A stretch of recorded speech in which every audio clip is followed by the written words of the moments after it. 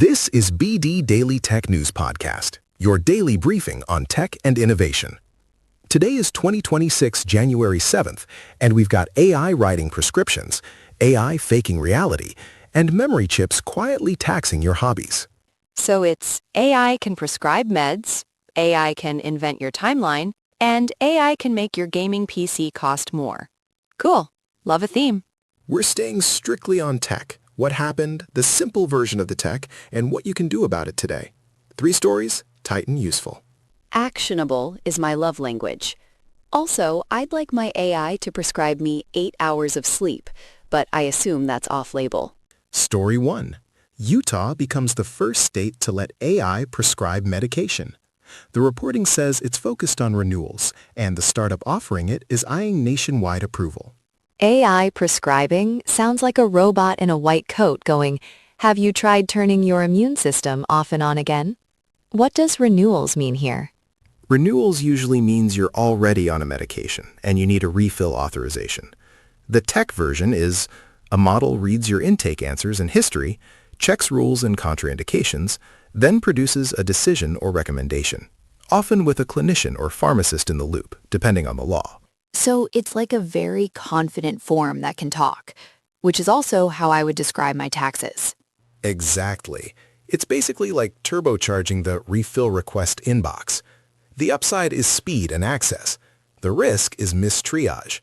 If the model misses a red flag, new symptoms, drug interactions, dosage creep, you can get the wrong outcome faster. Fast wrong is still wrong, and now it's wrong with a receipt. What should a normal person ask before using one of these services?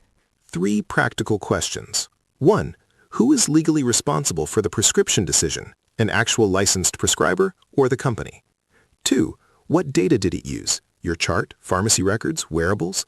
And can you opt out of non-essential data? 3. What happens on uncertainty? Does it auto-deny, auto-approve, or escalate to a human? I want a big red "Send to Human" button, like customer support, but for my bloodstream. Also ask about auditability. Can they show why it decided what it decided in plain language? In regulated healthcare, you want logs, not vibes. Speaking of vibes, let's talk about the internet's favorite hobby, believing a video because it made them feel something. Story 2. A viral video of happy crying Venezuelans tied to a kidnapping narrative was flagged as AI-generated content, part of a broader problem where synthetic media muddies real events and overwhelms verification. AI slop is the perfect phrase. It's like content that fell behind the fridge, but it still gets millions of views. The simple tech, generative models can produce photoreal faces in scenes, and video synthesis can add believable motion. Pair that with recommender systems that reward engagement, and the most emotionally charged clip wins, regardless of truth. So the algorithm is basically a bartender. It keeps serving whatever makes the room loudest, even if everyone's making terrible decisions. Here's the actionable routine, 60 seconds. First, pause before sharing. Second, reverse image or keyframe search if you can. Third, check for a second independent source, ideally an established outlet or on-the-ground reporter.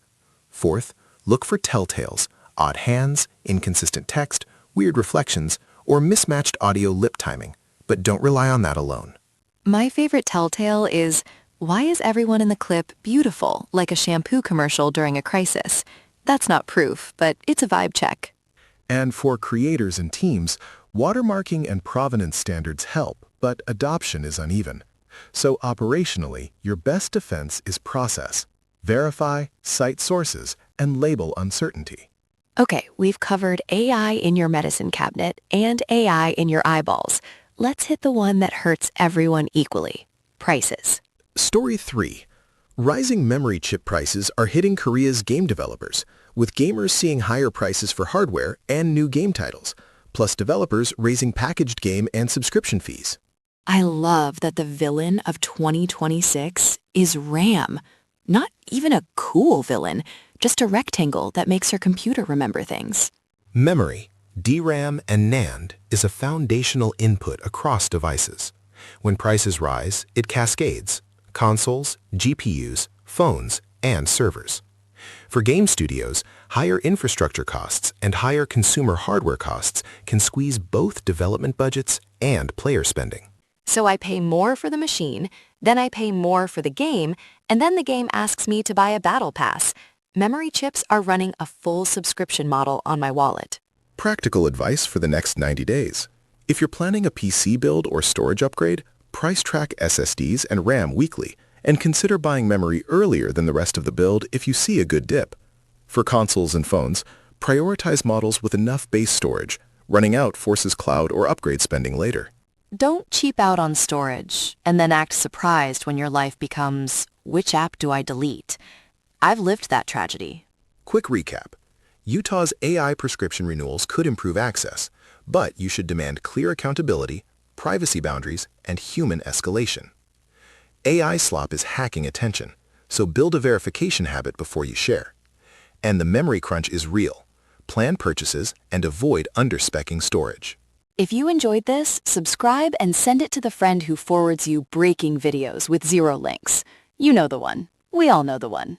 Where do you personally draw the line for AI? Prescribing renewals? Verifying media? Managing devices? This is BD Daily Tech News Podcast, your daily briefing on tech and innovation. See you tomorrow.